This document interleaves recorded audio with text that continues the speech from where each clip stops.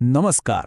ચાલો આજે એ શક્તિની વાત કરીએ જે આપણને સવારે પથારીમાંથી ઊભા કરે છે અને રાત્રે સપનાઓ પાછળ દોડાવે છે. આજે આપણે પ્રેરણાના મનોવિજ્ઞાનને ઊંડાણપૂર્વક સમજીશું. ક્યારેય વિચાર્યું છે કે એ કઈ અદૃશ્ય શક્તિ છે જે કોઈને માઉન્ટ એવરેસ્ટ સર કરવા માટે પ્રેરે છે, કોઈને કલાનું સર્જન કરવા માટે, કે પછી કોઈને વહેલી સવારે દોડવા માટે મજબૂર કરે છે?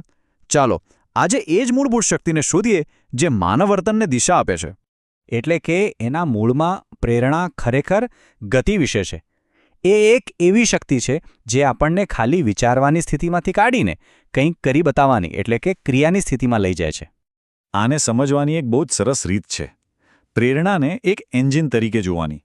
જેમ એન્જિન વગરની ગાડી ગમે તેટલી સારી કેમ ન હોય, એ 1 ઇંચ પણ આગળ નથી વધી શકતી. બસ એ જ રીતે પ્રેરણા વગર આપણા મોટામાં મોટા સપના અને લક્ષ્યો પણ માત્ર વિચારો જ બનીને રહી જાય છે. હવે ચાલો જરા ઊંડા ઉતરીએ અને જોઈએ કે આ પ્રેરણા ખરેખર કામ કેવી રીતે કરે છે.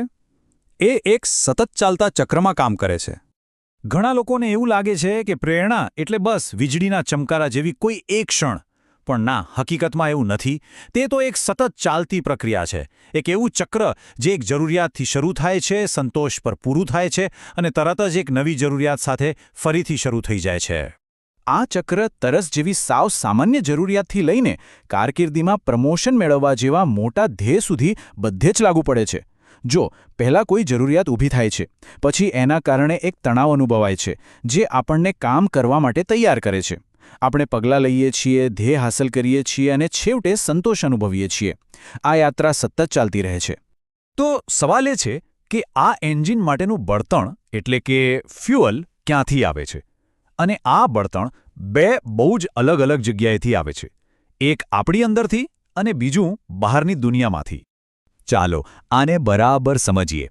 શું કોઈ કામ એટલા માટે થાય છે કારણ કે એ કરવામાં જ મજા આવે છે? જેમ કે કોઈ ચિત્રકાર જે માત્ર શોખ માટે ચિત્ર દોરે છે.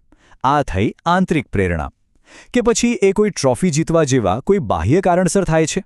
એ થઈ બાહ્ય પ્રેરણા. બસ આ જ છે મુખ્ય તફાવત. જુઓ, અહીં કેટલું સ્પષ્ટ દેખાય છે કે કેવી રીતે એક જ કામ, જેમ કે ગણિતનો દાખલો ગણવો, એ બે તદ્દન અલગ અલગ કારણોથી થઈ શકે છે. એક માટે એમાં રહેલા પડકારનો આનંદ એ જ પુરસ્કાર છે, તો બીજા માટે એ પરીક્ષા પાસ કરવાનું માત્ર એક સાધન છે. પણ શું બધી પ્રેરણા એકસરખી શક્તિશાળી હોય છે? ના, અમુક વધારે દમદાર હોય છે. પણ આવું કેમ? આ સમજવા માટે આપણે મનોવિજ્ઞાનના એક બહુ જ પ્રખ્યાત મોડેલ માસ્લોના જરૂરિયાતોના પિરામિડ પર નજર નાખવી પડશે. અબ્રાહમ માસ્લોનું કહેવું હતું કે આપણી જરૂરિયાતો એક પિરામિડની જેમ અલગ અલગ સ્તરોમાં ગોઠવાયેલી છે અને આ એક પછી એક પગથિયું ચડવા જેવું છે. જ્યાં સુધી નીચેનું પગથિયું મજબૂત ન હોય ત્યાં સુધી ઉપર જઈ શકાતું નથી. તો સૌથી પહેલાં અને સૌથી નીચે આવે છે આપણી શારીરિક જરૂરિયાતો. હવા, પાણી, ખોરાક, આ તો આપણા અસ્તિત્વનો પાયો છે. એકવાર આ પાયાની જરૂરિયાતો સંતોષાય પછી આવે છે સલામતીની જરૂરિયાતો, મતલબ કે શારીરિક અને આર્થિક સુરક્ષા. હવે જ્યારે શારીરિક અને સલામતીની જરૂરિયાતો પૂરી થાય ત્યારે આપણને સામાજિક જરૂરિયાતો મહેસૂસ થાય છે. એટલે કે મિત્રતા, પ્રેમ અને કોઈ જૂથનો ભાગ બનવાની ઈચ્છા. જ્યારે આપણે કોઈ જૂથ સાથે જોડાયેલા અનુભવીએ પછી વારો આવે છે આત્મસન્માનનો. આપણને બીજાઓ પાસેથી આદર અને માન્યતા જોઈએ છે અને આપણું આત્મગૌરવ વધે છે. અને છેલ્લે પિરામિડની એકદમ ટોચ પર છે આત્મસાક્ષાત્કાર.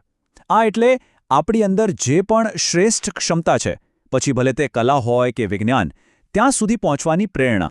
અને આ કહેવત, એક ભૂખ્યો વિદ્યાર્થી ભણવા પર ધ્યાન કેન્દ્રિત કરી શકતો નથી, એ આખા પિરામિડના તર્કને એકદમ સ્પષ્ટ કરી દે છે. જો ખોરાક જેવી મૂળભૂત જરૂરિયાત જ પૂરી ન થઈ હોય તો પછી જ્ઞાન મેળવવા જેવી ઉચ્ચ સ્તરની બાબતો પર ધ્યાન આપવું લગભગ અશક્ય બની જાય છે. તો આ બધી થિયરી તો બરાબર, પણ આ જ્ઞાનનો આપણે વ્યવહારમાં ઉપયોગ કેવી રીતે કરી શકીએ? ચલો હવે એ જોઈએ કે આ શક્તિશાળી વિચારો વાસ્તવિક દુનિયામાં જેમ કે ક્લાસરૂમ અને ઓફિસમાં કેવી રીતે કામ કરે છે. આ કેટલીક એવી રીતો છે જેમ કે કોઈના કામની પ્રશંસા કરવી કે પછી તંદુરસ્ત સ્પર્ધાનું વાતાવરણ ઊભું કરવું. આ બધી પદ્ધતિઓ આંતરિક અને બાહ્ય બંને પ્રકારની પ્રેરણાને જગાડવા માટે બનાવવામાં આવી છે. જેમ કે કોઈ વિદ્યાર્થીને તેની પ્રગતિ વિશે જણાવવાથી તેની આંતરિક પ્રેરણા વધે છે, જ્યારે એક નાનું ઇનામ બાહ્ય પ્રોત્સાહન તરીકે કામ કરી શકે છે. તો આપણે એ તો સમજ્યા કે પ્રેરણાનું એન્જિન કેવી રીતે ચાલે છે અને શા માટે જરૂરી છે. પણ હવે સૌથી મોટો અને કદાચ સૌથી અંગત સવાલ એ છે કે આ એન્જિનને કઈ દિશામાં લઈ જવું છે. આ શક્તિનો ઉપયોગ શું સિદ્ધ કરવા માટે કરવો છે.